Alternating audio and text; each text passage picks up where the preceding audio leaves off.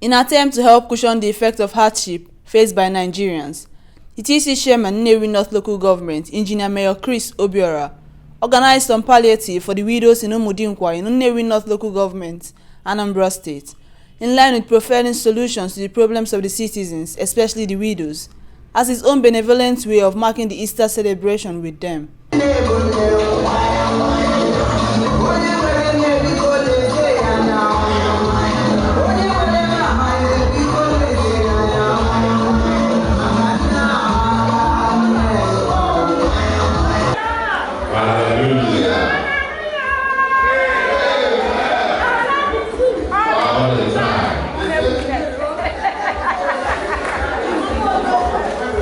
Former John Ejike,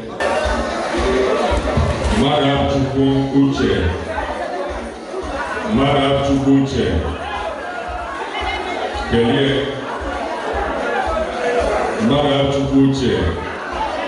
The TC chairman Nnewi North, Engr Chris Obiora, who is also a member of the All Progressive Grand Alliance Party, APUGA, giving out the mini bags of rice and some money to the widows of Umudinkwa village, said it is his only way of supporting the less privileged, expressing that his initiative was one of the ways he could demonstrate his commitment to supporting the people and letting them know that he is here for them. APGA,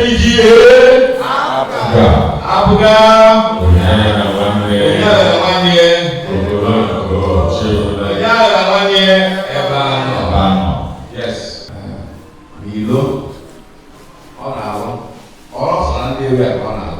All over Anambra State, and under 2 years, all on 270 kilometers.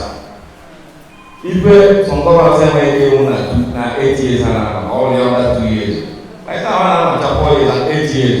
Yeah, man, the government only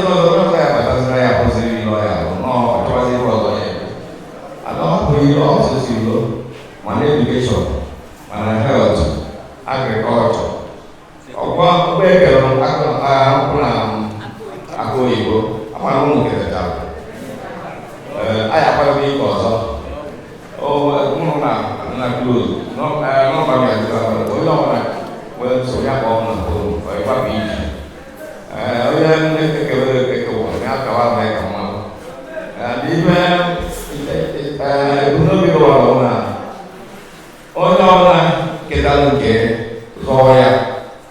Within 5 years, you know, all your people from poverty level, all your current level to millionaires. So I go on I cannot. So all you project at the West the Umudinkwa, the North, I believe now. Where is that? And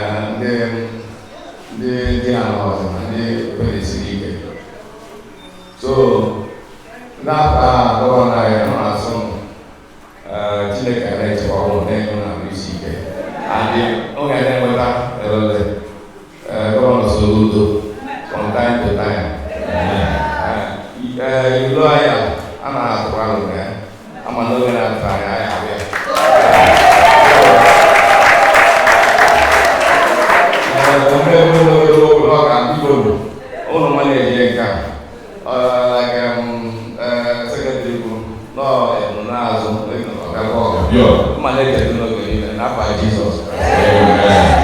Comrade Peter Nwosu, a former House of Assembly aspirant, commended the TC chairman for his exemplary work and highlighted the goodwill of the All Progressive Grand Alliance Party, APUGA, towards the people.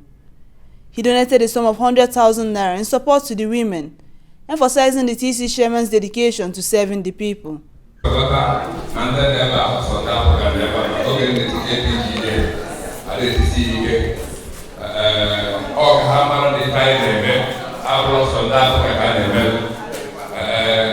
Across the party, against the party just Yahweh Loro, the way they serve on their own. Once you will be mad, also the party kind of person. Man, I didn't know about it, you over I know it by APGA.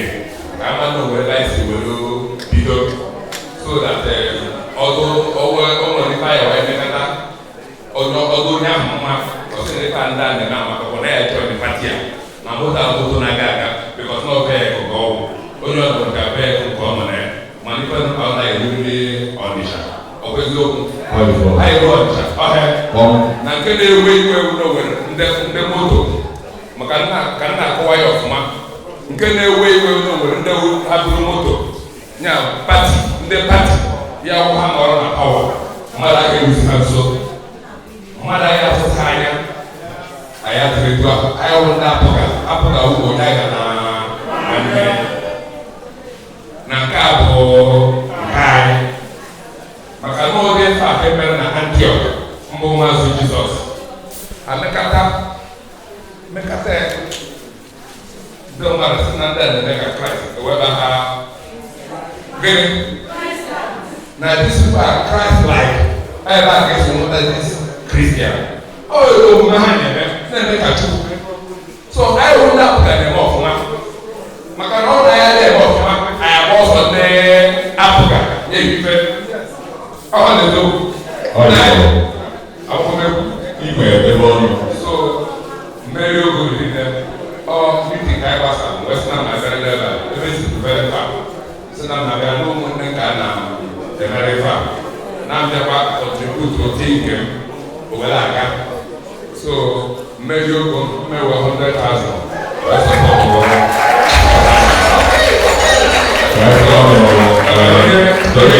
onye nyere rice ọ ga-ewere ife eju wee sie usoro were nka ewere ihe ọgụrụ tomato na ose ga-ejikọta ewere sie nke akwụkwọ mbido anyị kọrọ na Genesis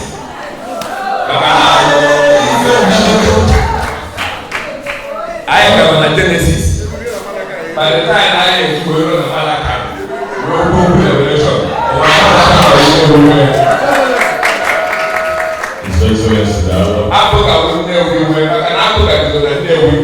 adding her voice to that of others.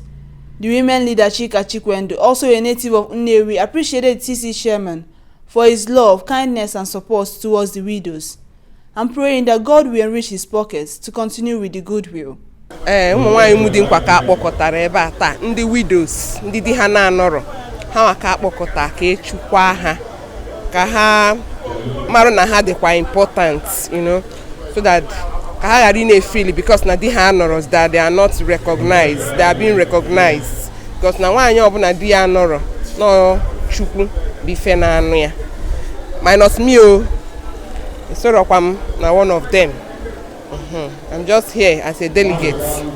Ife nwere ịgwa chairman bụ na ọrụ ya dị mma because for nyanwe ichete widows ọ dịrọ easy and nyanwe imekwa ife ọ na-eme ọ gosi na ọ mmadụ na-emesapụ aka, mmadụ nwere obi inye asị na obi eji akpata ego dị iche, obi eji erikwa ya dị iche. Nyanwa nwere obi kpatanya bụ ego, nwekwe n'obi na-erikwe ya bụ ego n'ụzọ kwụ ọtọ. For nyanwe na-echetekwa widows, ekpere ndị widows na-arụ ọrụ n'isi ya because onwere onye ha na-atụkwasị isi ebe akwa if not God. So for him to remember them, ekpere ha ya na-ekpekwa n'isi ya na-aga every day of his life. One of the widows who lost her husband since 1973 said she was impressed that the government still remembers the widows and prays fervently for heaven's blessings upon the TC chairman. It's a fantastic thing for the governor to do for the widows. God will bless our governor and those people that came to carry out the whole thing. I'm so impressed that they remembered we widows. My husband died in 1973 and I was in America for 48 years, just came back. So I'm so grateful to all these men, all of you that came here to witness these things. God bless you all and bless our governor in Jesus' name. From AnaedoTV, Priska Ezago reporting.